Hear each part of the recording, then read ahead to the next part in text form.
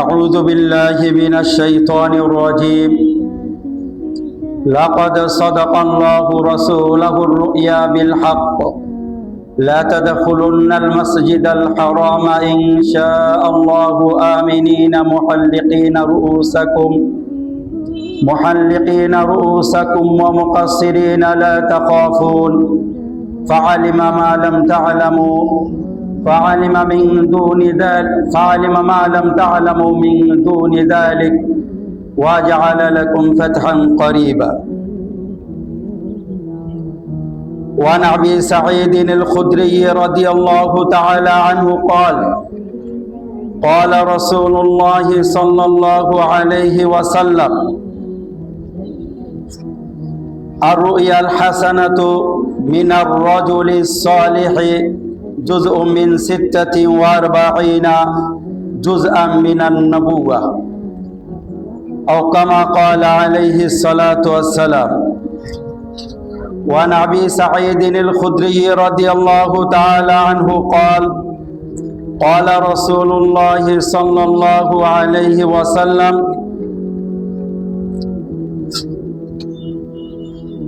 إذا رأى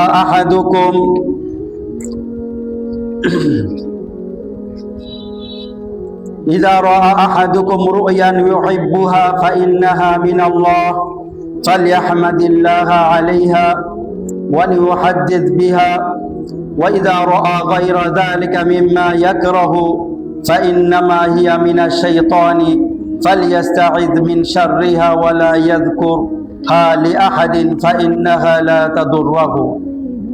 رواه البخاري. সম্মানিত উপস্থিতি, আমরা আল্লাহ রাব্বুল আলামিনের প্রশংসা করছি,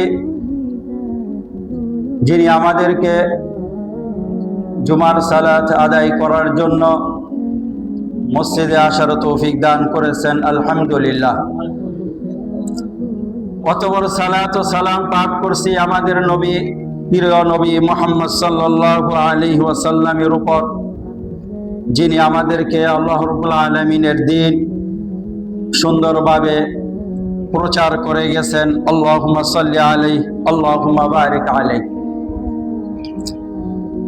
সম্মানিত উপস্থিতি, আমাদের আজকের জুমার আলোচনার বিষয় হলো স্বপ্ন নিয়ে।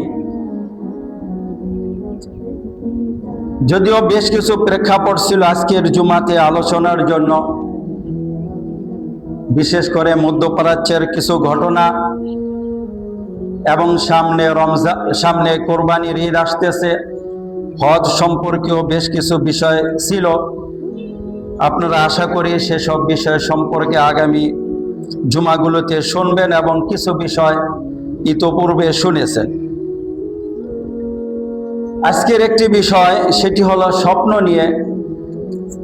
বিষয়টা যদিও আমরা অনেকেই অবহেলার দৃষ্টিতে দেখি, আবার অনেকের কাছে কিছুটা কৌতূহলও থাকে, কিন্তু বিষয়টা আমাদের কাছে স্পষ্ট নেই এবং অনেক ক্ষেত্রে থাকে অস্পষ্ট, এবং অনেক ক্ষেত্রে আমরা স্বপ্ন নিয়ে ভুল বুঝাবুঝির ভিতরে থাকি। কিন্তু আল্লাহ রাব্বুল আলামিন স্বপ্নকে কোরআনুল কারিমে ভালোই গুরুত্ব দিয়েছেন এবং রাসূল সাল্লাল্লাহু আলাইহি ওয়াসাল্লাম স্বপ্নের ব্যাপারে বেশ কিছু কথা বলে গেছেন। নিজে স্বপ্ন দেখেছেন, সাহাবায়ে কেরাম স্বপ্ন দেখেছেন, সেগুলোর ব্যাখ্যা দিয়েছেন। তো আজকের জুমার আলোচনা হলো এই স্বপ্ন নিয়ে। সর্বপ্রথম আসি আমরা কোরআনুল কারিমে স্বপ্নের ব্যাপারে কোথায় আল্লাহ রাব্বুল আলামিন কি বলেছেন। আমি আপনাদের সামনে একটি আয়াত তেলাওয়াত করেছি খুতবাতে। দুঃখজনকভাবে আমি আয়াতটি ভুল পড়ে ফেলছি শেষের দিকে। আয়াতটি হলো লাকাদ সাদাকাল্লাহু রাসূলাহু রুইয়া বিল হক। আল্লাহ রাব্বুল আলামিন তার রসুলের স্বপ্নকে সত্যে বাস্তবায়িত করেছেন। লা তাদখুলুন্নাল মাসজিদাল হারামা ইনশাআল্লাহু আমিনিন আল্লাহ যদি চান তোমরা মসজিদুল হারামে প্রবেশ করবে নিরাপদে, মুহাল্লিকিনা রুউসাকুম, কারো মাথা মুন্ডন করা থাকবে, ওয়া মুকাসসিরিন, কারো মাথার চুল ছোট করা থাকবে, লা তাখাফুন, তোমরা কোনো ভয় ভীতি অনুভব করবে না। ফাআলিমা মা লাম তা'লামু ফাজআলা মিন দুনি যালিকা ফাতহান করিবা, আল্লাহ রাব্বুল আলামিন জানেন তোমরা যা জানো না। আল্লাহ রাব্বুল আলামিন সেই বিজয়ের পূর্বে আরো কিছু বিজয় তোমাদেরকে দান করেছেন। এ ছিল সূরাতুল ফাতহের ২৭ নম্বর আয়াত। প্রেক্ষাপটটি এমন ছিল যে রাসূল সাল্লাল্লাহু আলাইহি ওয়াসাল্লাম স্বপ্নে দেখলেন তিনি সাহাবায়ে কেরামদেরকে নিয়ে মক্কাতে প্রবেশ করছেন। ঘটনাটি ছিল ৬ষ্ঠ হিজরির সুলহুল হুদাইবিয়ার আগে। হুদাইবিয়ার সন্ধি বলি আমরা, মোটামুটি হুদাইবিয়ার সন্ধি সবাই জানি। এই হুদাইবিয়ার সন্ধির আগে রাসূল সাল্লাল্লাহু আলাইহি সাল্লাম এই স্বপ্নটা দেখলেন যে সাহাবায়ে কেরামদেরকে নিয়ে তিনি মসজিদুল হারামে প্রবেশ করছেন। কেউ মাথা মুন্ডন করে, কেউ মাথার চুল ছোট করে, কোনো ভয় ভীতি নেই। এই স্বপ্ন আল্লাহ রসুল সাহাবায়ে কেরামদেরকে বলে দিলেন। সাহাবায়ে কেরাম খুশি, আমরা অনেক দিন যাবৎ উমরা করতে পারছি না, হজ করতে পারতেছি না, যেহেতু আল্লাহ রসুল স্বপ্ন দেখেছেন আমরা এবার হজ করতে যাব, উমরা করতে যাব। এই স্বপ্নের ভিত্তিতে আল্লাহ রসুল সাল্লাল্লাহু আলাইহি ওয়াসাল্লাম সাহাবায়ে কেরামদেরকে নিয়ে উমরার জন্য বের হলেন। যখন উমরার জন্য সাহাবায়ে কেরাম যাচ্ছেন রসুলকে সাথে নিয়ে, মক্কার কাছে যখন গেলেন, এ হলো মক্কা, এদিকে মদিনা, মক্কার কাছে এখানে হলো হুদাইবিয়া নামক স্থান। মক্কার কাছে হুদাইবিয়া নামক স্থান কিছুটা পশ্চিমে আর হলো উত্তরে। এই হুদাইবিয়াতে আসার পরে যখন মক্কার কাফেররা জানতে পারলো রসুল সাল্লাল্লাহু আলাইহি সাল্লাম সম্পর্কে, রসুলকে বাধা দেওয়ার জন্য তারা এখানে চলে আসলো। রসুলকে বাধা দেওয়ার জন্য তারা এখানে চলে আসলো যে আপনারা মসজিদে হারামে ঢুকতে পারবেন না। এই নিয়ে অনেক কথোপকথন হলো। একের পর এক মক্কার প্রতিনিধি আসলো, রসুলের সাথে কথোপকথন হলো। সুরাহা আর হচ্ছে না। তারা কোনোভাবেই মক্কাতে ঢুকে সাহাবায়ে কেরামদেরকে উমরা করতে দিবে না। এই জন্য অনেক কথোপকথনের পরে একটা বিষয়ে সিদ্ধান্তে আসলো যে এই বছর উমরা হবে না, আগামী বছর আপনারা উমরা করবেন। সাহাবায়ে কেরাম, রসুল বললেন আমরা যুদ্ধ করতে আসিনি, শুধু উমরা করে চলে যাব। কিন্তু তারা গোরামি করলো, কোনোভাবেই আপনারা উমরা করতে পারবেন না। তো যাই হোক, আল্লাহ রসুল সেটা মেনে নিলেন। চুক্তি হলো, যেই চুক্তির ভিতরে যে লেখা ছিল বিসমিল্লাহির রহমানির রহিম, কাফেররা আপত্তি করেছিল যে বিসমিল্লাহ লিখতে পারেন, রহমানির রহিম লেখা যাবে না।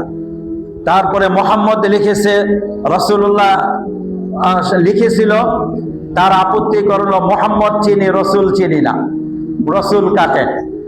এভাবে ওখানে 10 বছরের জন্য চুক্তি হলো যে এই 10 বছর আমরা কেউ কারোর সাথে যুদ্ধ করব না, সবাই নিরাপদে থাকব, আর আপনারা আগামী বছর এসে কাজা উমরা করে যাবেন। উমরাতুল কাজা যেটাকে বলে, 7ম হিজরিতে আল্লাহ রসুল করেছিলেন। এই উমরাতুল কাজা হলো এই হুদাইবিয়ার উমরা না করতে পারার উমরাটি। তো ওই সন্ধির ভিতরে ছিল এই 10 বছরের ভিতরে যদি আমাদের মক্কা থেকে কেউ মুসলিম হয়ে আপনাদের ওখানে চলে যায়, আপনারা তাকে ফেরত পাঠাবেন, আর আপনাদের ওখান থেকে যদি কেউ আমাদের কাছে আসে, আমরা তাকে ফেরত পাঠাবো না। বাধ্যতভাবে চুক্তিগুলো ছিল অপমানজনক, এবং এই চুক্তি বিশেষ করে উমর রাদিয়াল্লাহু তাআলা আনহু মেনে নিতে পারছিলেন না, এবং অন্যান্য সাহাবায়ে কেরামদের কাছে খুব কঠিন ঠেকেছিল যে এবার এটা কিভাবে সম্ভব। তারপর আল্লাহ রাসূল সাল্লাল্লাহু আলাইহি সাল্লাম এই চুক্তি মেনে নিলেন, এবং এই চুক্তিকে আল্লাহ রাব্বুল আলামিন ফাতহে মুবিন, স্পষ্ট বিজয় বলে উল্লেখ করলেন, যেটাকে সূরা ফাতহার শুরুতেই বলেছেন ইন্না ফাতাহনা লাকা ফাতহাম মুবিনা। তো সাহাবায়ে কেরাম বুঝতে পারে নাই, তো এই জন্য অনেকেই আপত্তি করেছেন। সেটাই আল্লাহ রাব্বুল আলামিন বললেন ফাআলিমা মা লাম তা'লামু ফাজআলা মিন দুনি যালিকা ফাতহান করিবা। তোমরা যা জানো নাই আল্লাহ রাব্বুল আলামিন তা জেনেছেন, এবং এটাকেই বিরাট বিজয়ের একটি ভূমিকা হিসাবে কবুল করেছেন। এই ঘটনার পরম্পরায়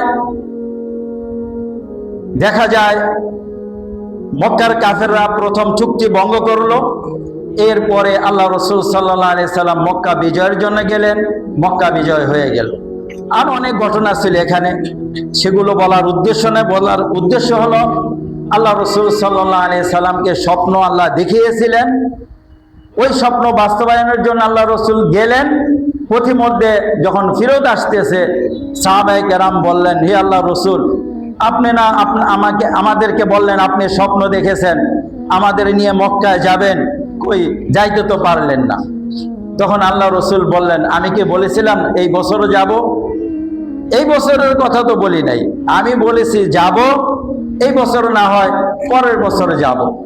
তো পরের বছর আল্লাহ রাব্বুল আলামিন রাসূল সাল্লাল্লাহু আলাইহি সাল্লাম সহ সাহাবায়ে কেরামদেরকে উমরা করালেন, যেটাকে উমরাতুল কাদা হিসাবে প্রসিদ্ধ। 7ম হিজরিতে এই উমরাটা হয়েছে। এটা ছিল একটা স্বপ্ন। আল্লাহ রাসূল সাল্লাল্লাহু আলাইহি সাল্লামকে এই স্বপ্ন দেখিয়েছেন এবং বাস্তবায়ন করিয়েছেন। স্বপ্ন সম্পর্কে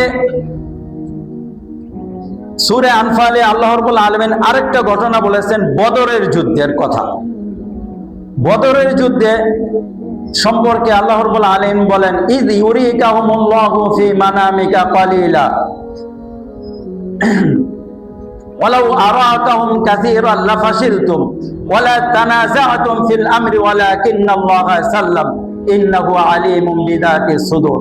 হে নবী, আপনি স্মরণ করুন যখন বদরের ময়দানে ঘুমে আপনাকে কাফেরদের সংখ্যা কম দেখানো হয়েছিল, কারণ কাফেরদের সংখ্যা যদি আপনাদেরকে বেশি দেখানো হতো লাফাশিলতুম, আপনারা ভীত হয়ে যাইতেন, ওয়ালা তানাযা'তুম, মতবিরোধ করতেন, এত কাফের, আমরা সংখ্যায় কম, যুদ্ধ করব কিনা, না ফেরত যাব, এই ধরনের মতবিরোধ আপনাদের ভিতরে দেখা দিত। এই জন্য আমি আপনাকে স্বপ্নে তাদের সংখ্যা কম দেখিয়েছি, যাতে করে আপনাদের মনোবল ঠিক থাকে, আপনারা যুদ্ধে নামতে পারেন।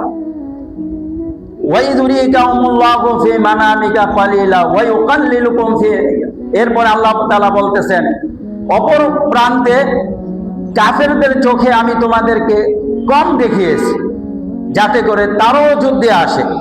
লিয়াকদিয়াল্লাহু আমরান কানা মাফউলা, যাতে করে আল্লাহ রাব্বুল আলামিন যেই কার্য সম্পাদন করার সেটা করতে পারেন। ওয়া ইলাল্লাহি তুরজাউল উমুর, আর সবকিছু আল্লাহর কাছেই ফিরে যায়। বদর যুদ্ধে কাফেরদেরকে দেখিয়েছেন মুসলিমদের সংখ্যা কম, বিদায় তারা তাদের মনের ভিতরে সাহস বেশি পেয়েছে যে মুসলিমদের বিরুদ্ধে যুদ্ধ করব, বিজয়ী হব। তারা একযোগে মাঠে নেমেছে। আবার মুসলিমরা তাদের কম দেখে তারাও মাঠে নেমেছে। এর ভিতরে আল্লাহ রাব্বুল আলামিন তার কার্য যে সম্পাদন করার সেটি করে ফেললেন। সেটা কি?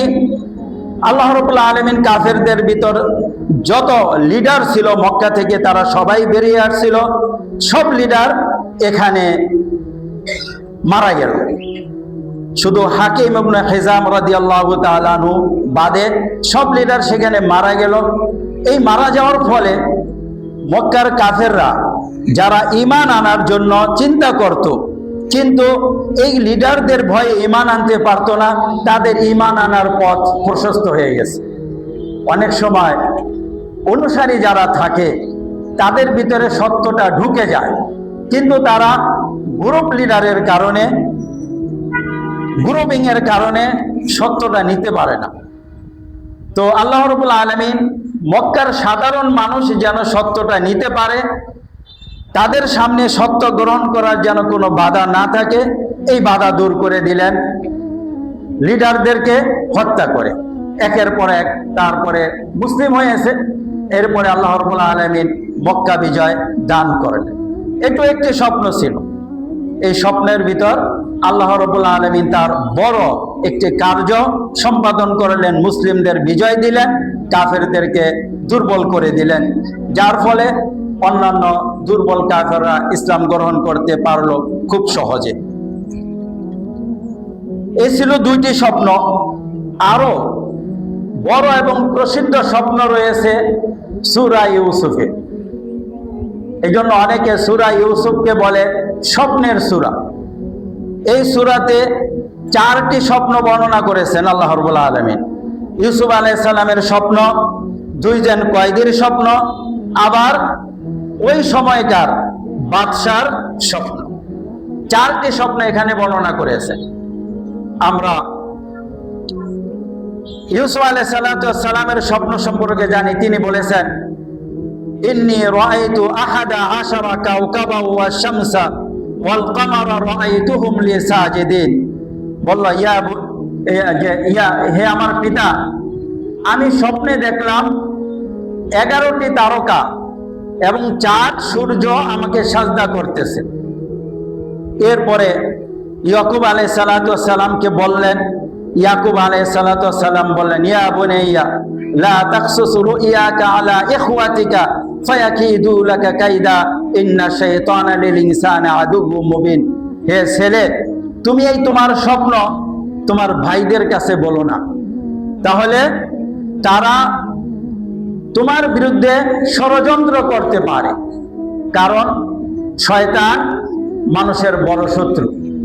এরপরে তিনি আরো কিছু ভবিষ্যৎবাণী করলেন ইউসুফ আলাইহিস সালাম সম্পর্কে, যে আমার মনে হচ্ছে আল্লাহ রাব্বুল আলামিন তোমাকে হিকমত দিবেন এবং তোমাকে স্বপ্নের ব্যাখ্যা শিক্ষা দিবেন। এই কথাগুলো বললেন। এর পরের ঘটনা আমরা সবাই জানি। ইউসুফ আলাইহিস সালামকে তার ভাইয়েরা ওই যে হিংসা করে বাবার কাছ থেকে নিয়ে বিক্রি করে দিল। ইউসুফ আলাইহিস সালাম মিশরে চলে গেলেন। মিশরে গিয়ে সেখানে বাদশাহ হলেন। বাদশাহ হওয়ার পরে মানে বাদশার ঘরের লোক হলেন আর কি।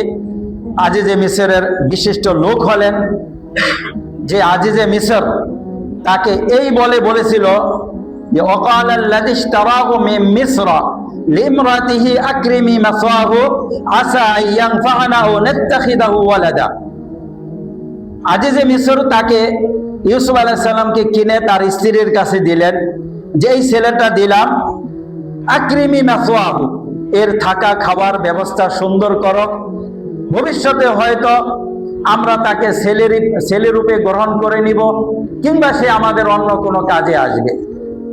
ইউসুফ আলাইহিস সালামকে তার বাড়িতে এভাবে নিয়ে গেল। ইউসুফ আলাইহিস সালাম ওই বাড়িতে বড় হলেন। বড় হওয়ার পরে দেখলো মিশরের যে আজিজে মিসর, যে আজিজ ছিল, রাজা ছিল, তার স্ত্রী মিশর ইউসুফ আলাইহিস সালামকে দেখে প্রেমে পড়ে গেল। তো যাই হোক, তার সাথে অপকর্ম করার ইচ্ছা করেছিল। আল্লাহ রাব্বুল আলামিন তাকে মুক্তি দিলেন ইউসুফ আলাইহিস সালামকে। এর পরের ঘটনা হলো ইউসুফ আলাইহিস সালামের ব্যাপারে সিদ্ধান্ত হলো তাকে জেলে দেওয়া হবে এই অপরাধে। অপরাধ ছিল তার স্ত্রীর, এটা স্পষ্ট ছিল, কিন্তু তারপরও ইউসুফ আলাইহিস সালামকে তাদের ব্যক্তিত্ব রক্ষার জন্য জেলে যেতে হলো। এখান থেকে আমরা দেখি অনেক ভালো মানুষ জেল খাটে বিনা অপরাধে।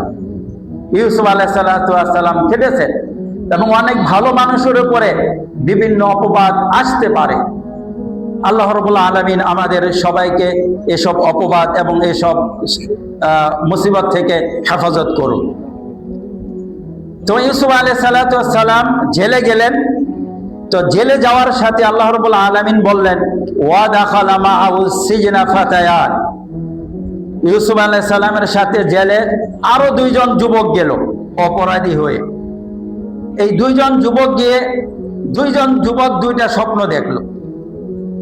একজন যুবক দেখলো যে ইউসুফ আলাইহিস সালামের কাছে এসে বলল যে ওয়াদাখালা মা'হু সিজনা ফাতায়ান ক্বালা আহাদুহুমা ইন্নী আরানি আ'সিরু খামরা।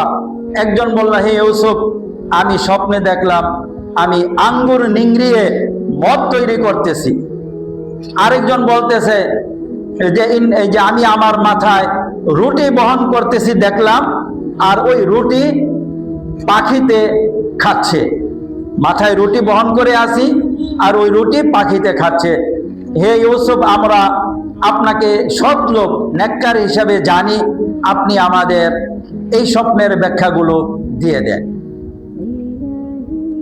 তখন ঘুরি ছিল না। ইউসুফ আলাইহিস সালাম বললেন যে ঠিক আছে, আমি তোমাদেরকে ব্যাখ্যা বলে দিব। এই যে তোমাদের খাবার নিয়ে আসবে না, ওই খাবার আসার আগেই তোমাদের স্বপ্নের ব্যাখ্যা আমি বলে দেব। এর ভিতরে ইউসুফ আলাইহিস সালাম তাদেরকে দাওয়াত দিলেন তাওহীদের। ইন্নী তারাকতু মিল্লাতা কওমিন লা ইউমিনুনা বিল্লাহ। হে আমার ভাইয়েরা, শোনো, আমি এমন কওমের মিল্লাত দ্বীনকে ত্যাগ করেছি যারা আল্লাহ রাব্বুল আলামিনের প্রতি ঈমান আনে না। এরপরে বলতেছেন ওয়াত্তাবাতু মিল্লাতা আবাই ইব্রাহিমা ওয়া ইসহাক। আমি আমার পিতা ইব্রাহিম এবং ইসহাকের ধর্মের অনুসরণ করলাম। সেই দিন হলো আল্লাহর সাথে কারো শরীক না করা। এইভাবে সুযোগ পেলেন জেলখানার ভিতরে, ইউসুফ আলাইহিস সালাম ওই দুই কয়েদিকে দাওয়াত দিলেন। দাওয়াত দেওয়া শেষ, তারপরে বললেন যে আম্মা আহাদুকুমা ফায়াসকি রাব্বাহু খামরা।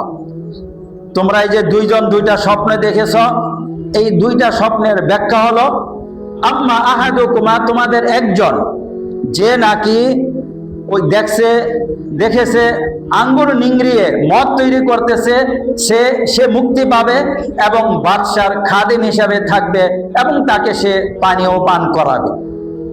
ওয়াম্মাল আখার ফায়ুসলাবু ফাতাকুলু তায়রু মির রাসি।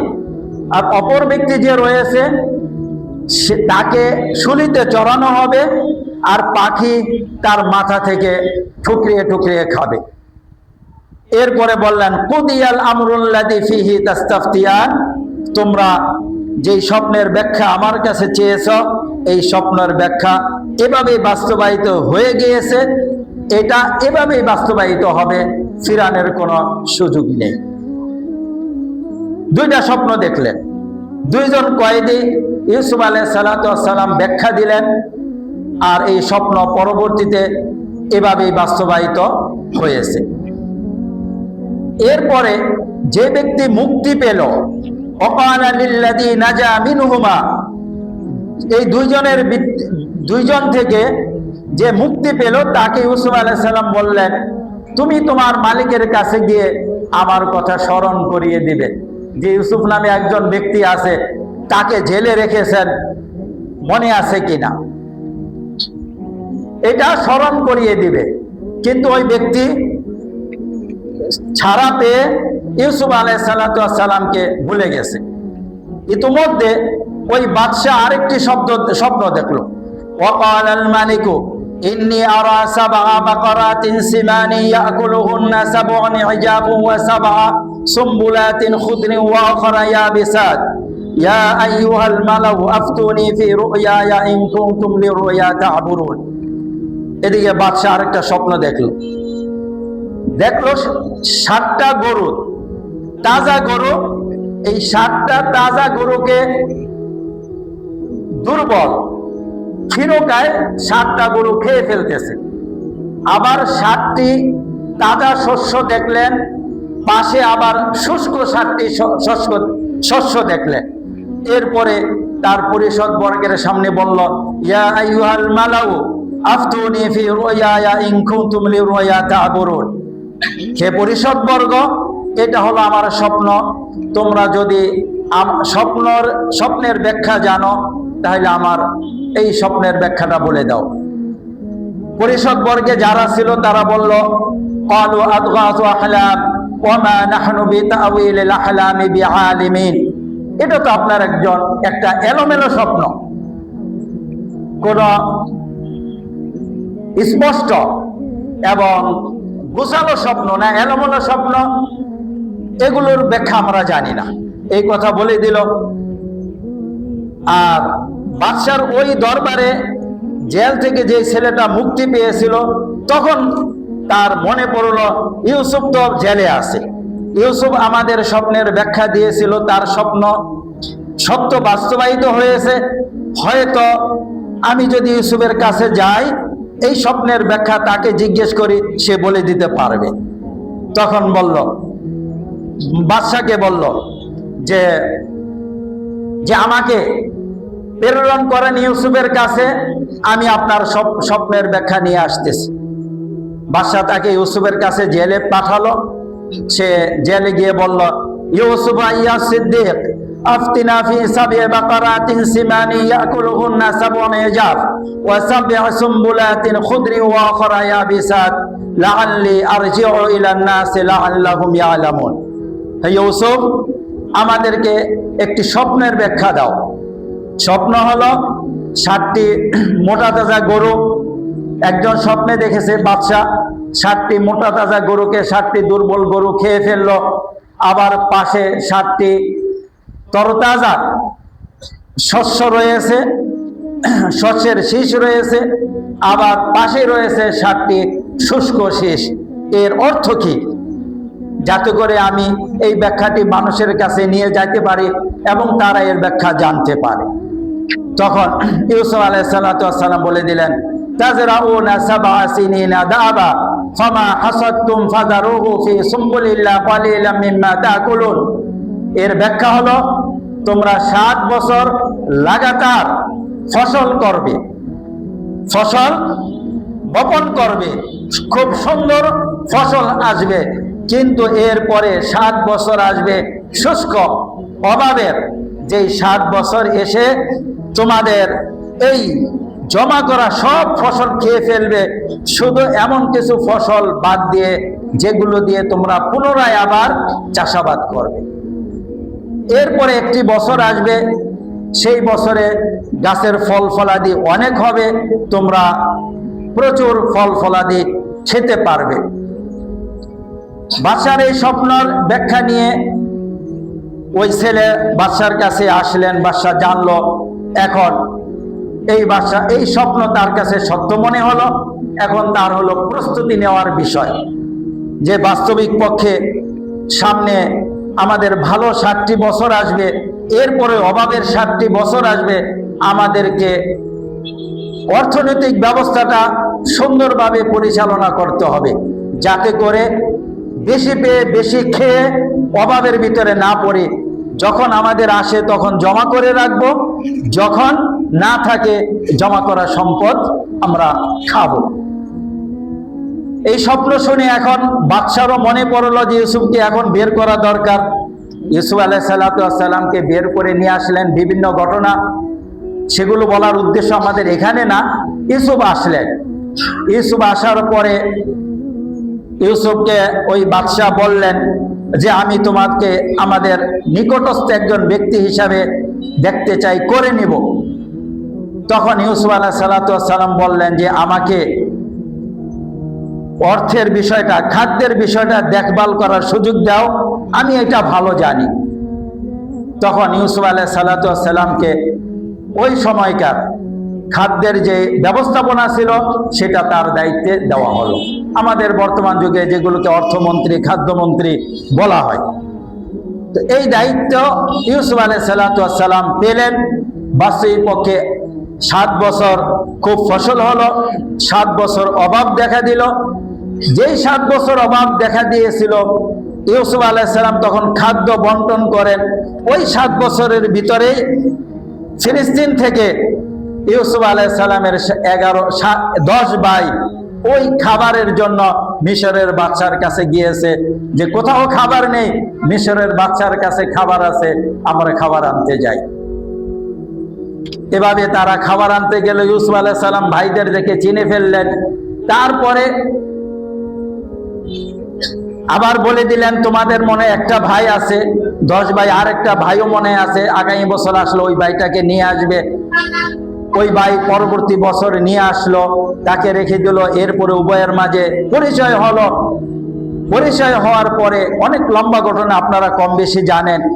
সর্বশেষ ইউসুফ আলাইহিস সালাতু ওয়াস সালাম বললেন তার বাবাকে, মাকে, ওরাফা আবাওয়াইহি আলাল আরশি ওয়া খাররু লাহু সুজদাা, তার পিতা মাতাকে মিশরে যাওয়ার পরে আরশে উঠাইলেন, অর্থাৎ চেয়ারে বসাইলেন।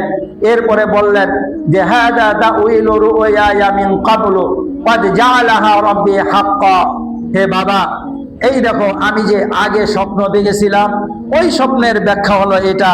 আল্লাহ রাব্বুল আলামিন ওই স্বপ্নের ব্যাখ্যা এই যে বাস্তবায়ন করলেন।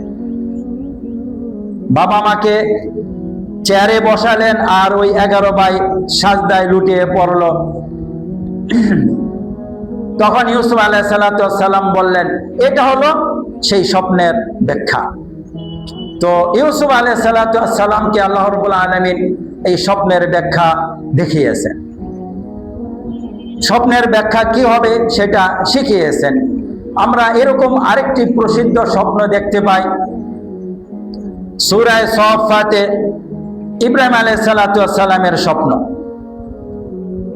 ইব্রাহিম আলাইহিস সালাতু ওয়াস সালাম সম্পর্কে আল্লাহ রাব্বুল আলামিন সূরা সাফফাতে বলেন, ফালাম্মা বালাগা মাআহু সায়া ক্বালা ইয়া বুনাইয়া ইন্নী আরা ফিল মানামি আন্নী আযবাহুকা ফানজুর মাযা তারা ক্বালা ইয়া আবাতি ফাল মা তু'মার সাতাজিদুনি ইনশাআল্লাহু মিনাস সাবিরিন। ইব্রাহিম আলাইহিস সালাতু ওয়াস সালাম বললেন, যখন ইসমাইল তার সাথে চলতে শিখেছে, 11 বছর 12 বছর এই ধরনের হবে, তখন বলতেছেন হে বৎস, আমি স্বপ্নে দেখলাম তোমাকে জবাই করতেছি, এখন তোমার মত কি? ইসমাইল আলাইহিস সালাম বললেন, হে বাবা, আপনি যা দেখছেন সেটা আপনি বাস্তবায়ন করুন, আমাকে ধৈর্যশীলদের অন্তর্ভুক্ত পাবেন। এরপরের ঘটনা আমরা মোটামুটি জানি। সম্মানিত উপস্থিতি, কোরআনুল কারিমে এভাবে আল্লাহ রাব্বুল আলামিন বিভিন্ন স্বপ্নের কথা উল্লেখ করেছেন। আমাদের রাসূল সাল্লাল্লাহু আলাইহি সাল্লামের স্বপ্নের কথা, ইব্রাহিম আলাইহিস সালাতু ওয়াস সালামের স্বপ্নের কথা, এরপরে কাফেরদের স্বপ্নের কথা উল্লেখ করেছেন। সূরা ইউনূসে 63-64 নম্বর আয়াতে আল্লাহ রাব্বুল আলামিন বলেন, আলা ইন্না আউলিয়া আল্লাহি লা খাউফুন আলাইহিম ওয়া লা হুম ইয়াহজানুন আল্লাযীনা আমানু ওয়া কানু ইয়াত্তাকুন লাহুমুল বুশরা ফিল হায়াতিদ দুনিয়া ওয়াল আখিরাহ লা তাবদীলা লিকালিমাতিল্লাহ যালিকা হুয়াল ফাওজুল আযীম। যে আলা ইন্না আউলিয়া আল্লাহি লা খাউফুন আলাইহিম ওয়া লা হুম ইয়াহজানুন, মনে রেখো আল্লাহর ওলি যারা রয়েছে তাদের পিছনের আমলের কোনো ভয় থাকবে না, সামনেরও কোনো শঙ্কা থাকবে না। যারা ঈমান এনেছে, নেক কাজ করেছে, তাকওয়া অবলম্বন করেছে। এরপরে বলতেছেন লাহুমুল বুশরা ফিল হায়াতিদ দুনিয়া, তাদের জন্য রয়েছে দুনিয়াতে সুসংবাদ, ওয়া ফিল আখিরাহ, এবং আখিরাতেও রয়েছে তাদের জন্য সুসংবাদ। দুনিয়াতে সুসংবাদ কি, আখিরাতে সুসংবাদ কি? দুনিয়াতে সুসংবাদ হলো আপনার রাসূল সাল্লাল্লাহু আলাইহি ওয়াসাল্লাম বলেছেন, লাম ইয়াবকা মিনান নবুওয়াতি ইল্লাল মুবাশশিরাত, নবুয়াতের কোনো অংশ বাকি নেই শুধু সুসংবাদ ছাড়া। আর সুসংবাদ হলো আর রুয়া সালিহা, ভালো স্বপ্ন। কোরআনুল কারীমের আয়াতে যে আল্লাহ তাআলা বলেছেন লাহুমুল বুশরা ফিল হায়াতিদ দুনিয়া, তাদের জন্য রয়েছে সুসংবাদ। এই সুসংবাদের অর্থ একটি রয়েছে স্বপ্ন, ভালো স্বপ্ন। আবার সুসংবাদ হলো মুমিনদের নেক কাজ করার সুযোগ হওয়া এবং একে অপরের প্রশংসা, ভালো সুখ্যাতি লাভ করা, যেগুলোর ভিতরে রিয়া থাকে না, এবং ভালো কাজ করার সুযোগ লাভ করা, এগুলো হলো দুনিয়ার সুসংবাদ। আর পরকালের সুসংবাদ হলো মৃত্যুর সময় ফেরেশতারা আপনাকে সুসংবাদ দিবে যে আপনার জন্য জান্নাত রয়েছে, আবার আপনার জন্য আল্লাহর সন্তুষ্টি রয়েছে, আখিরাতে সুসংবাদ রয়েছে, আপনার কোনো চিন্তা নেই। পরকালের সবচেয়ে বড় সুসংবাদ হলো জান্নাতে প্রবেশ করানোর সুসংবাদ। এভাবে আল্লাহ রাব্বুল আলামিন আমাদের জন্য সুসংবাদ রেখেছেন দুনিয়াতে এবং আখিরাতে। দুনিয়ার সুসংবাদ হলো নেক কাজ করার সুযোগ লাভ করা, ভালো স্বপ্ন। আর আখিরাতের সুসংবাদ হলো আল্লাহ রাব্বুল আলামিনের সন্তুষ্টির ঘোষণা পাওয়া, মৃত্যুর সময় ফেরেশতাদের সুসংবাদ লাভ করা এবং জান্নাত লাভ করা। আল্লাহ রাব্বুল আলামিন আমাদেরকে তার সুসংবাদ লাভ করে দুনিয়াতে এবং দুনিয়ার থেকে বিদায় নেওয়ার তৌফিক দান করুন। আমিন। ওয়া সাল্লাল্লাহু তাআলা আলা নাবিয়িনা ওয়া ইমামিনা মুহাম্মদ ওয়া আলা আলিহি ওয়া সাল্লাম।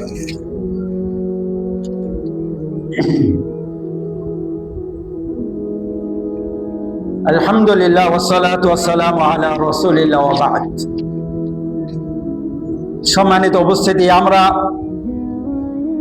ইতিপূর্বে স্বপ্ন সম্পর্কে কোরআনুল কারীমের বেশ কিছু স্বপ্ন জানলাম। এখন আমরা রাসূল সাল্লাল্লাহু আলাইহি ওয়াসাল্লামের হাদিস থেকে জানি আল্লাহ রাসূল সাল্লাল্লাহু আলাইহি ওয়াসাল্লাম স্বপ্ন সম্পর্কে কি বলেছেন। সাথে আমরা হাদিস থেকে বেশ কিছু স্বপ্নেরও উদ্ধৃতি দেব, যতটুকু আমাদের সময় সাপোর্ট করে ইনশাআল্লাহ। রাসূল সাল্লাল্লাহু আলাইহি সাল্লাম আবু হুরায়রা রাদিয়াল্লাহু তাআলা আনহু থেকে বর্ণিত হাদিসে বলেন, যে হাদিসটি মুহাম্মদ ইবনে সিরিন থেকে বর্ণিত। আর মুহাম্মদ ইবনে সিরিন সম্পর্কে জানি স্বপ্নর ব্যাখ্যা সম্পর্কে খুব ভালো জানতেন। মুহাম্মদ ইবনে সিরিন রাহিমাহুল্লাহ তিনি আবু হুরায়রা রাদিয়াল্লাহু তাআলা আনহুর ছাত্র। তার থেকে ইমাম বুখারী রাহিমাহুল্লাহ হাদিস বর্ণনা করেছেন। সেখানে তিনি বলেছেন স্বপ্ন তিন প্রকার। একটা হলো আর-রুয়া আল হাসানা, আরেকটা হলো তাহজিনুম মিনাশ শাইতান, আরেকটা হলো যে হাদিসুন নাফস। একটা হলো আল্লাহর পক্ষ থেকে, আরেকটি হলো তাহজিনুম মিনাশ শাইতান, শয়তানের পক্ষ থেকে, আরেকটা হলো হাদিসুন নাফস, মানুষের যে যেই পেশায় থাকে ওই পেশায় কিছু কথা স্বপ্নের ভিতরে আওড়ান। এই তিন ধরনের স্বপ্নের কথা বুখারী শরীফে রয়েছে। এই বর্ণনাটি আছে আবার আপনার মুসলিম শরীফে, তিরমিজি শরীফে, ইবনে মাজাতে, বিভিন্ন হাদিসের কিতাবে স্বপ্নকে এভাবে তিন ভাগে ভাগ করা হয়েছে। আবার আরেকটি হাদিসে রয়েছে স্বপ্ন দুই প্রকার, একটি হলো আল্লাহর পক্ষ থেকে, আরেকটি হলো শয়তানের পক্ষ থেকে। আল্লাহর পক্ষ থেকে যে স্বপ্নটি হয় সেটি হলো বুশরা মিনাল্লাহ, আল্লাহর পক্ষ থেকে সুসংবাদ। সেই স্বপ্ন দেখলে আপনার ভালো লাগবে, কাজের স্পৃহা বাড়বে, আপনার ভিতরে একটা আনন্দ অনুভব হবে। এটা হলো আল্লাহর পক্ষ থেকে ভালো স্বপ্ন। আরেকটি স্বপ্ন হয়ে থাকে শয়তানের পক্ষ থেকে, যে স্বপ্ন দেখলে আপনার অনেক সময় খারাপ লাগবে, নিজেকে চিন্তিত মনে হবে, দুঃখ ভারাক্রান্ত লাগবে। ওইটা হলো শয়তানের পক্ষ থেকে। কারণ শয়তান আমাদের শত্রু, তার শত্রুতা শুরু থেকে শুরু। জাগ্রত অবস্থায় সে আমাদের সাথে শত্রুতা করবে, ঘুমন্ত অবস্থায় আমাদের সাথে শত্রুতা করে। এই খারাপ স্বপ্ন ওই তার শত্রুতার একটি অংশ।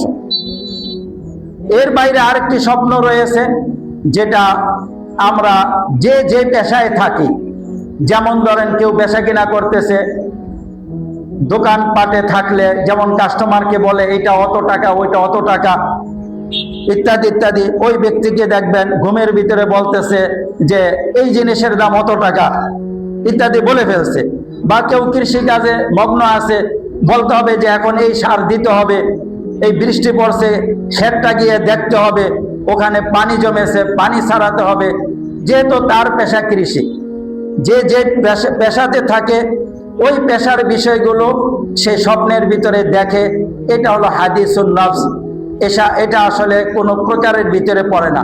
এটা মানুষের যে যে পেশায় থাকে তারই একটা প্রতিচ্ছবি ঘুমন্ত অবস্থায় সে কিছুটা অনুভব করে। এর ব্যাখ্যারও কোনো প্রয়োজন নাই, এটা কারো কাছে বললেও কোনো সমস্যা নেই, আর এটা না বলাতেও কোনো দোষ নেই। এটা দেখা না দেখা উভয় সমান। এই জন্য হাদিসে আল্লাহ রসুল সাল্লাল্লাহু আলাইহি সাল্লাম কোথাও বলেছেন স্বপ্ন দুই প্রকার, এটাকে গণনায় নেন নাই। তো আনাস ইবনে মালিক রাদিয়াল্লাহু তাআলা আনহু বললেন, আর-রুয়াল হাসানাতু মিনার রাজুলি সালিহ জুজউম মিন 46 জুজআম মিনান নবুওয়াহ। নেককার ব্যক্তির ভালো স্বপ্ন নবুয়তের 46 ভাগের 1 ভাগ, নবুয়তের 46 ভাগের 1 ভাগ। এটাকে মুহাদ্দিসগণ এভাবে ভাগ করেছেন যে আল্লাহর রসুল সাল্লাল্লাহু আলাইহি সাল্লাম নবী ছিলেন কত বছর? 23 বছর। এই 23 বছরের ভিতরে প্রথম 6 মাস ছিল শুধু স্বপ্ন, ভালো স্বপ্ন। আল্লাহ রসুল যেটা রাতে স্বপ্ন দেখতেন একবারে ভোরের মতো সকালবেলা সেটা বাস্তবায়িত হতে দেখতেন। 6 মাস এরকম স্বপ্নের ভিতরেই আল্লাহ রসুল সাল্লাল্লাহু আলাইহি সাল্লাম ছিলেন। যেহেতু 6 মাস স্বপ্নের ভিতরে ছিলেন, এই জন্য বলা হয় নবুয়তের 6 মাস হলো স্বপ্ন। 23 বছর নবুয়তের জীবন। এই 23 বছরকে যদি আমরা 6 মাস করে ভাগ করি 46 ভাগ হয়, 40 আর 6 46 ভাগ হয়, অর্থাৎ 46টি 6 মাস। তো যেহেতু 6 মাসের ভিতরে আল্লাহ রসুল স্বপ্ন দেখেছেন, এই জন্য স্বপ্নকে বলা হয় নবুয়তের 46 ভাগের 1 ভাগ। তো আল্লাহ রসুল সাল্লাল্লাহু আলাইহি সাল্লাম এই কথা বলেছেন। আবার আবু সাঈদ খুদরি রাদিয়াল্লাহু তাআলা আনহু বলেছেন, ইযা রাআ আহাদুকুম রুয়ান ইউহিব্বুহা, যদি তোমাদের কেউ এমন কোন স্বপ্ন দেখে যেটা তার পছন্দনীয়, ফাইন্নাহা মিনাল্লাহ, ওই ভালো স্বপ্নটি হলো আল্লাহর পক্ষ থেকে, ফালিয়াহমাদিল্লাহ আলাইহা, এই জন্য সে আল্লাহর প্রশংসা করবে, ওয়ালিয়াহাদ্দিস বিহা, আর এই স্বপ্ন চাইলে মানুষের কাছে বলবে। ওয়াইদা রাআ গায়রা যালিকা মিম্মা ইয়াকরাহু, আর যদি এর বিপরীত স্বপ্ন দেখে যেটা তার অপছন্দনীয়, ফাইন্নাহা মিনাশ শাইতান, ওই স্বপ্ন হলো শয়তানের পক্ষ থেকে, ফালিয়াস্তাইজ বিল্লাহ ফালিয়াস্তাইজ মিন শাররিহা, ওই স্বপ্নের অনিষ্ট থেকে আল্লাহর কাছে পানা চাইবে। ওয়ালা ইয়াযকুরহা লিআহাদিন ফাইন্নাহা লা তাদুররাহু, আর এই স্বপ্ন কাউকে বলবে না, আর এই স্বপ্ন তাকে কোনো ক্ষতিও করতে পারবে না। খারাপ স্বপ্ন দেখলে আমাদের করণীয় কি? খারাপ স্বপ্ন দেখলে এখানে আল্লাহ রসুল সাল্লাল্লাহু আলাইহি সাল্লাম বলেছেন, আমরা আল্লাহ রাব্বুল আলামিনের কাছে শয়তানের অনিষ্ট থেকে পানা চাইব, আবার এই স্বপ্নের অনিষ্ট থেকে পানা চাইব। এরপরে বাম পাশে 3 বার থুতু নিক্ষেপ করব। আরেকটি হাদিসে রয়েছে যে বাম পাশে 3 বার থুতু নিক্ষেপ করে যদি যেই কাঁধে শুয়েছিল কাঁধ পরিবর্তন করে নেবে। আবার আরেকটি হাদিসে রয়েছে বুখারীতেই যে খারাপ স্বপ্ন দেখলে উঠে 2 রাকাত সালাত আদায় করবে। যাই হোক, আমরা যদি খারাপ স্বপ্ন দেখি এর ভিতরে মূল করণীয় হলো আমরা সর্বপ্রথম আল্লাহ রাব্বুল আলামিনের কাছে বলবো, হে আল্লাহ, শয়তানের অনিষ্ট থেকে আমাকে হেফাজত রাখো, এই স্বপ্নের অনিষ্ট থেকে আমাকে হেফাজত রাখো, আর এই স্বপ্ন আপনি কাউকে বলবেন না, তাহলে এই স্বপ্ন আপনাকে আর কোনো ক্ষতি করতে পারবে না। বাম পাশে 3 বার থুতু দিবে। এ হলো খারাপ স্বপ্ন দেখলে আপনার করণীয়, গুরুত্বপূর্ণ। এরপরে যদি চান, এই 3টা কথা হলো বেশি গুরুত্বপূর্ণ। এরপরে যদি চান আপনি কাজ পরিবর্তন করবেন, সেটা করে নিতে পারেন। আর যদি চান 2 রাকাত সালাত আদায় করবেন, তাহলে সেটাও করতে পারেন। তবে স্বপ্ন দেখলে 2 রাকাত সালাত আদায় করার, কাজ পরিবর্তন করার বিষয়টা আগের 3টা বিষয়ের মতো সমান গুরুত্ব রাখে না।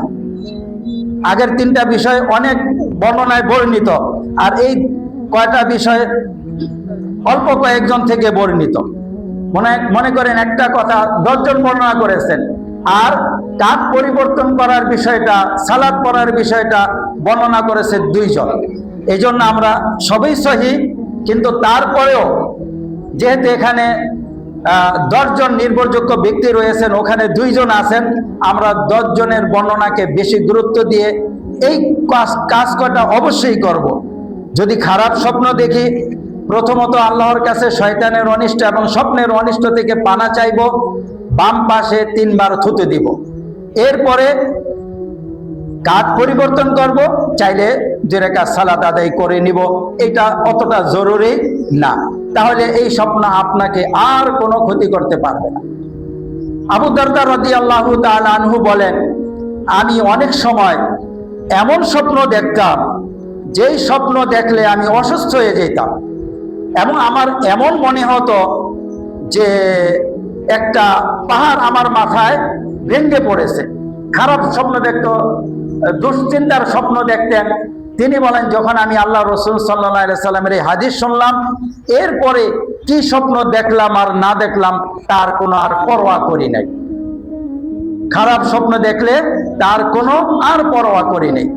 তো স্বপ্নের ক্ষেত্রে আরো কিছু উপদেশ রয়েছে। যদি কেউ ভালো স্বপ্ন দেখে, কিছু হাদিসে রয়েছে, তাহলে এই স্বপ্নটা তার প্রিয় ব্যক্তিদের কাছে বর্ণনা করবে, অপ্রিয় ব্যক্তিদের কাছে বর্ণনা করবে না। এটা একটা নির্দেশনা রয়েছে।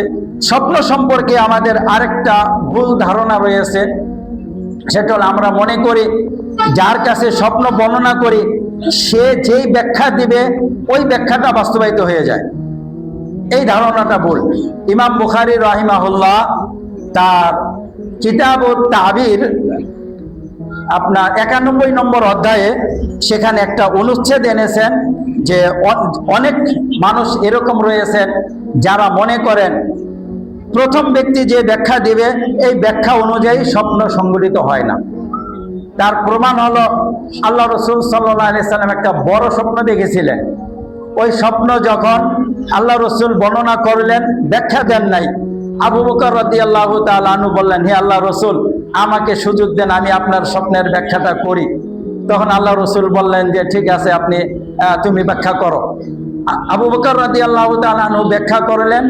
এরপরে জিজ্ঞাসা করলেন আল্লাহ রসুলকে, আমি কি ঠিক বললাম না ভুল বললাম?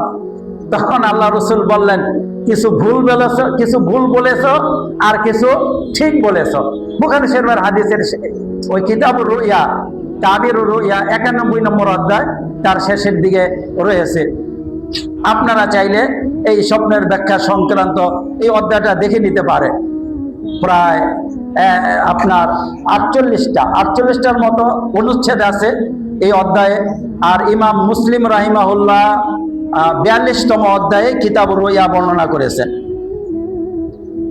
তো আপনারা চাইলে এখানে অনেক সময় থাকে মুসলিম শরীফের বাংলা ভার্সন অনুবাদ, আপনারা দেখে নিতে পারেন। তো এখান থেকে আমরা জানলাম স্বপ্নের ব্যাখ্যা যদি কেউ ভুল দেয় তাহলে সেই ভুল অনুযায়ী সংগঠিত হবে না। যদি হয়ে যেত, রাসূল বলতেন স্বপ্নের ব্যাখ্যা যাই থাক, তুমি যা বলছো সেভাবেই বাস্তবায়িত হবে। যেহেতু আল্লাহ রসুল বলেন নাই, তাই ওইভাবে আর স্বপ্ন বাস্তবায়িত হবে না। এই জন্য আমরা এটা নিয়ে ইনশাল্লাহ আর দুশ্চিন্তায় থাকবো না। এরপরে আরেকটা বিষয়, স্বপ্ন সম্পর্কে মনোবিজ্ঞান, আধুনিক চিকিৎসা বিজ্ঞান কি বলে।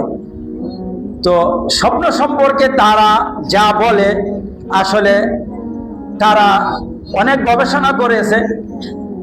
কোনো গবেষক এরকমও রয়েছে 8-9 হাজার স্বপ্ন লিপিবদ্ধ করেছেন, এরপরে ওটা নিয়ে গবেষণা করেছেন, কিন্তু গবেষণার তারা কোনোভাবেই চূড়ান্ত পর্যায়ে পৌঁছতে পারেন নাই।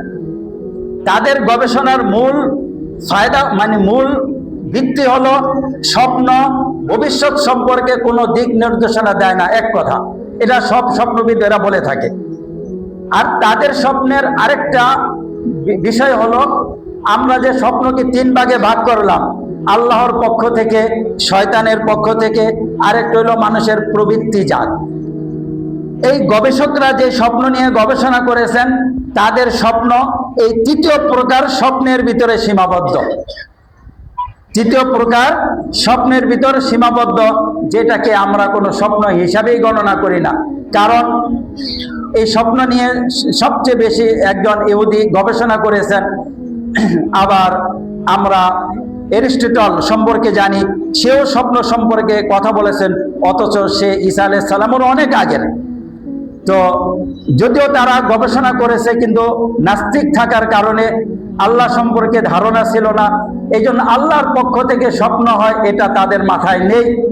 আবার শয়তান জিন সম্পর্কে তাদের ধারণা নেই, এই জন্য জিনের বা শয়তানের পক্ষ থেকে স্বপ্ন হয় এই পর্যায়েও তারা পৌঁছতে পারে নাই। তারা পড়ছে ওই মানুষের অভিজ্ঞতা লব্ধ স্বপ্নের ভিতরেই তারা সীমাবদ্ধ ছিল, ওই স্বপ্ন নিয়েই তারা কথা বলেছে। এবং তারা এই সম্পর্কে যেসব কথা বলেছে এগুলো আসলে বাস্তবের সাথে খাটে না। তাদের কথা হলো এরকম যে আমাদের শরীরের যে শিরা উপশিরা রয়েছে এর ভিতরে কিছু জিনিস আমরা জাগ্রত থাকা অবস্থায় কাজ করে, আর কিছু জিনিস ঘুমন্ত থাকা অবস্থায় কাজ করে। তো জাগ্রত থাকা অবস্থায় যে সমস্ত অঙ্গ প্রত্যঙ্গ কাজ করে, ঘুমন্ত থাকা অবস্থায় এরা আরামে যায়, বিশ্রামে যায়। আর যেসব অঙ্গ প্রত্যঙ্গ জাগ্রত অবস্থায় কাজ করে না, ওরা ঘুমন্ত অবস্থায় সক্রিয় হয়। সক্রিয় হয়ে আমাদের যে জাগ্রত অবস্থায় যে সমস্ত স্মৃতি রয়েছে এগুলোকে ওরা সাজায়, কিছুটা মুছে দেয়, কিছুটা রেখে দেয়। আবার পিছনের বিভিন্ন স্মৃতিকে টুকরো টুকরো করে একসাথে আপনার সামনে উপস্থাপন করে। এগুলোকে এভাবে তারা উপস্থাপন করেছে। তাদের মূল কথা হলো স্বপ্ন আপনাকে ভবিষ্যৎ সম্পর্কে কোনো সংবাদ দেয় না। তো সম্মানিত উপস্থিতি, তাদের কাছ থেকে স্বপ্ন সম্পর্কে তেমন কিছু জানার নেই। তো আমরা দেখলাম আল্লাহ রসুল সাল্লাল্লাহু আলাইহি সাল্লাম যে স্বপ্ন সম্পর্কে বললেন, এই স্বপ্ন 3 প্রকার। আমরা যদি কখনো স্বপ্ন দেখি, স্বপ্ন নিয়ে ঘাবড়ানোর কোনো বিষয় নেই ইনশাআল্লাহ। আরেকটি বিষয় বলি, মানুষের স্বভাবজাত, যেহেতু এখানে অনেক নারীরা রয়েছেন, মানুষের বিষয় হলো যাদের ব্রেন যত দুর্বল থাকে তাদের নিয়ে শয়তান একটু বেশি খেলা করে। এজন্য যারা একটু অটিস্টিক ধরনের থাকে, মাথা একটু হালকা থাকে, তাদের উপরে জিনের আসর এবং জাদু টোনার আসর বেশি হয়, এবং ওরা এই সমস্ত আজে বাজে স্বপ্ন বেশি দেখে। তো এই স্বপ্ন মনে করেন যদি আমাদের বাচ্চারা অনেক সময় দেখে, বিশেষ করে 5-6 বছর থেকে নিয়ে 4-5-6 বছর থেকে নিয়ে 7-8 বছরের বাচ্চারা এই স্বপ্নগুলো বেশি দেখে। এই দেখতেছে গাছের উপর থেকে পড়ে গেছে, দেখলো তার বাবা মারা গেছে, দেখলো তার মা মারা গেছে, স্বপ্নের ভিতরে চিৎকার দিয়ে উঠলো। তো বাচ্চাদের এইসব চিৎকার শুনে আমাদের ঘাবড়ানোর কিছু নেই, যেহেতু ওর ব্রেন পাকাপোক্ত হয় নাই। এই জন্য শয়তান বিভিন্ন কিছু স্বপ্ন ওকে দেখায়, ও ঘুম থেকে চিৎকার করে ওঠে। তো আমরা এই জন্য আমাদের হাতের নাগালে যতটুকু আমরা জানি ঝাড়ফুঁক আছে ওগুলো করব। এই চিৎকারের কারণে বেশি দৌড়দৌড়ির দরকার নেই, আর অতটা চিন্তিত হওয়ারও কিছু নেই। এটা বাচ্চাদের এই বয়সের ভিতরে থাকে। সম্মানিত উপস্থিতি, স্বপ্নের বিষয়ে আমরা যা শুনলাম, দেখেন এই স্বপ্নে যদি আমরা কিছু দেখি, এই স্বপ্নের ভিত্তিতে বাস্তবের কোনো জিনিস পরিবর্তন হবে না, কেননা এটা আপনি স্বপ্নের মাধ্যমে দেখলেন। আরেকটা হলো জাগ্রত অবস্থায় আমাদের কাছে কোরআন ও হাদিস পড়ছে, আপনি যদি কোনো জিনিস দেখে থাকেন, কোরআন হাদিস যদি ওইটা সমর্থন করে তাহলে আপনার ওই স্বপ্ন ঠিক আছে, অন্যথায় ওই স্বপ্ন ঠিক নেই। তারপরে কোনটা ভালো স্বপ্ন কোনটা খারাপ স্বপ্ন এগুলোর অনেক নিদর্শন রয়েছে। ভালো স্বপ্নগুলো সাধারণত কোরআন হাদিসের বাইরে হয় না, বিপরীত হয় না। আর খারাপ স্বপ্নগুলো সাধারণত কোরআন হাদিসের বাইরে হয়ে থাকে। বিভিন্ন অপরাধ দেখতেছেন ওর ভিতরে সংগঠিত হচ্ছে, এগুলো খারাপ স্বপ্নের ভিতরে হয়ে থাকে। তো এই কথাটা আমরা খুব মনে রাখবো যে স্বপ্নের ভিত্তিতে আমরা কোনো কাজ করতে যাব না।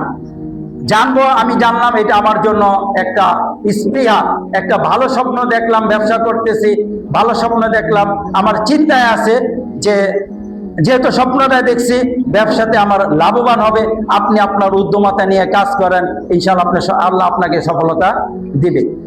এর ভিতরে আরেকটি কথা বলি, সেটা হলো যদি আমাদের সময় নেই, তো রাসূল সাল্লাল্লাহু আলাইহি ওয়াসাল্লামকে স্বপ্ন দেখার বিষয়টা, যদি রাসূল সাল্লাল্লাহু আলাইহি সাল্লামকে কেউ স্বপ্ন দেখে এই বিষয়টা কি হবে? ইমাম মুসলিম রাহিমাহুল্লাহ এই ব্যাপারে একটা অনুচ্ছেদ লিখেছেন। বুখারীতে এই ব্যাপারে একটা অনুচ্ছেদ রয়েছে। রাসূল সাল্লাল্লাহু আলাইহি সাল্লামকে স্বপ্নে দেখার যে শব্দগুলো রয়েছে, সেই শব্দগুলো এরকম: মান রাআনি ফাকাদ রাআনি ফা ইন্না শাইতানা লা ইয়াতামাসসালু বি। যে আমাকে দেখলো স্বপ্নে, সে আমাকেই দেখলো, কারণ শয়তান আমার আকৃতি ধারণ করতে পারে না। আরেকটা হাদিসে এরকম শব্দ রয়েছে: মান রাআনি ফাকাদ রাআল হাক্কা। যে স্বপ্নে আমাকে দেখলো, সে সত্যিই আমাকে দেখলো। আরেকটি হাদিসে রয়েছে: মান রাআনি ফাসায়ারানি ফিল ইয়াকাযা। যে আমাকে দেখলো, সে জাগ্রত অবস্থায়ও আমাকে দেখবে। আরেকটি হাদিসে আছে: মান রাআনি ফাকান্নামা রাআনি ফিল ইয়াকাযা। যে আমাকে দেখলো, সে যেন জাগ্রত অবস্থায় আমাকে দেখলো। এসব বর্ণনা থেকে আমাদের কাছে বিষয়টা স্পষ্ট হয়, কেউ যদি রসুলকে স্বপ্ন দেখে থাকে, বাস্তবিক পক্ষেই সে রসুলকে দেখেছে। যে আকৃতিতে দেখুক, যদি ভালো আকৃতিতে দেখে থাকে আলহামদুলিল্লাহ, যদি খারাপ আকৃতিতে দেখে থাকে তাহলে এটা রাসূলের সমস্যা না, ওই ব্যক্তির সমস্যা। যে দেখলো তার সমস্যা, এটা রাসূলের সমস্যা নয়। যে রাসূলকে দেখলো সে অবশ্যই রাসূলকে দেখলো। এমন নয় যে শয়তান একটা আকৃতি নিয়ে এসে বলল যে আমি রসুল। এই ধারণা দেওয়ারও শয়তানের যোগ্যতা নেই স্বপ্নের ভিতরে। যেহেতু আল্লাহ রসুল বলেছেন শয়তান আমার আকৃতি ধারণ করতে পারে না, তার মানে অন্য কোন আকৃতি ধারণ করে আমাকে বলে দিবে, এইটা বলারও শয়তানের সুযোগ নাই। হ্যাঁ, আলেমগণ বিভিন্ন দ্বিমত পোষণ করতে পারেন, কিন্তু আমি যতটুকু দেখলাম হাদিসের পরিভাষা অনুযায়ী এবং আলেমদের যে কথাগুলো দেখলাম, তার কথার সারাংশ এবং সারমর্ম হলো যে রসুলকে স্বপ্নে দেখলো, বাস্তবিক পক্ষে স্বপ্ন দেখলো। আর যে রসুলকে ভালো বা অন্য কোন আকৃতিতে দেখলো, সেটা যে দেখলো তার অবস্থার ভিত্তিতে, এতে রসুলের ভালো মন্দর বিচার করা যায় না। তো আমরা রাসূল সাল্লাল্লাহু আলাইহি সাল্লামকে স্বপ্নে দেখা নিয়ে এই কথা বিষয় আলোচনা করলাম। আমার স্মরণে যা ছিল মনে হয় মানে স্বপ্নের ভালো মন্দের বিষয়গুলো উপস্থাপন করতে পেরেছি। আর বেশ কিছু স্বপ্ন ছিল, যেমন রাসূল সাল্লাল্লাহু আলাইহি সাল্লাম স্বপ্নে দুধ দেখেছেন, এর ব্যাখ্যা করেছেন এটা হলো আইল। স্বপ্নে পোশাক দেখেছেন, এর ব্যাখ্যা করেছেন এটা হলো দিনদারি। আবার সালমান ফারসি রাদিয়াল্লাহু তাআলা আনহু একটা স্বপ্নে দেখেছেন যে আল্লাহ রসুল, আমি স্বপ্নে দেখলাম আমি একটা বাগানে, সবুজ বাগানে আছি, ওই বাগানের ভিতরে একটা খুঁটি রয়েছে, খুঁটির উপরে একটা রশি ছিল, আর ওই খুঁটির নিচে একজন ব্যক্তি বসা ছিল। এটা বুখারী শরীফের হাদিস। ওই খুঁটির নিচে যে বসা ছিল খাদেম, ওই ব্যক্তি আমাকে বলল তুমি এই খুঁটির উপরে ওঠো। আমি বললাম আমি খুঁটির উপরে উঠতে পারি না। ওই খাদেম আমার কাপড় গুটিয়ে দিলেন, তারপর আমি খুঁটিতে উপরে উঠে ওই রশিটা আমি আঁকড়ে ধরলাম। এই স্বপ্নটা দেখলাম। আল্লাহ রসুল সাল্লাল্লাহু আলাইহি সাল্লাম বললেন একজন বান্দা মারা যাবে, সে উরওয়াতুল উসকা আঁকড়ে থাকবে, অর্থাৎ হাবলুল্লাহ, আল্লাহর যে রজ্জু রয়েছে, দিনকে আঁকড়ে থেকে একজন বান্দা মারা যাবে। অর্থাৎ তিনি ছিলেন সালমান ফারসি রাদিয়াল্লাহু তাআলা আনহু। এই স্বপ্ন দেখলেন। তো আল্লাহ রাসূল সাল্লাল্লাহু আলাইহি সাল্লাম এই স্বপ্নের এই ব্যাখ্যা দিলেন। আরো অনেক স্বপ্ন রয়েছে। আমরা যারা আগ্রহ রাখি হাদিসের কিতাবে, বিশেষ করে বুখারী মুসলিমে স্বপ্নের আলাদা অধ্যায় রয়েছে, সেখান থেকে আমরা দেখব এবং সেখান থেকে দেখে আমরা স্বপ্ন সম্পর্কে বিভিন্ন জ্ঞান নিতে পারি। আর কোরআনুল কারীমের কয়েক জায়গায় রয়েছে, সূরা ইউসুফে আছে, সূরা সফফাতে রয়েছে, সূরা আনফালে রয়েছে, আবার সূরা ইউনূসের স্বপ্নের একটু ইশারা রয়েছে, সূরা ফাতহাতে স্বপ্নের ব্যাপারে আছে, আবার সূরা যুখরুফে, সূরা শুআরাতে স্বপ্নের সম্পর্কে একটু ইশারা দেওয়া হয়েছে। এসব মানে সূরাতে স্বপ্ন সম্পর্কে আছে। আমরা কেউ জানতে চাইলে সেগুলো পরে জেনে নিব। আল্লাহ রাব্বুল আলামিন আমাদেরকে দুনিয়াতে ভালো স্বপ্নের মাধ্যমে সুসংবাদ লাভ করার তৌফিক দান করুন। أعوذ بالله من الشيطان الرجيم إن الله وملائكته يصلون على النبي يا أيها الذين آمنوا صلوا عليه وسلموا تسليما اللهم صل على محمد وعلى آل محمد كما صليت على إبراهيم وعلى آل إبراهيم إنك حميد مجيد. اللهم ارض عن الخلفاء الراشدين المهديين خصوصا عن أبي بكر وعمر وعثمان رضوان الله تعالى عليهم أجمعين. اللهم انصر من نصر دين محمد صلى الله عليه وسلم واخذل من خذل دين محمد صلى الله عليه وسلم. عباد الله رحمكم الله، إن الله يأمر بالعدل والإحسان وإيتاء ذي القربى وينهى عن الفحشاء والمنكر والبغي يعظكم لعلكم تذكرون. فاذكروني أذكركم واشكروا لي ولا تكفرون.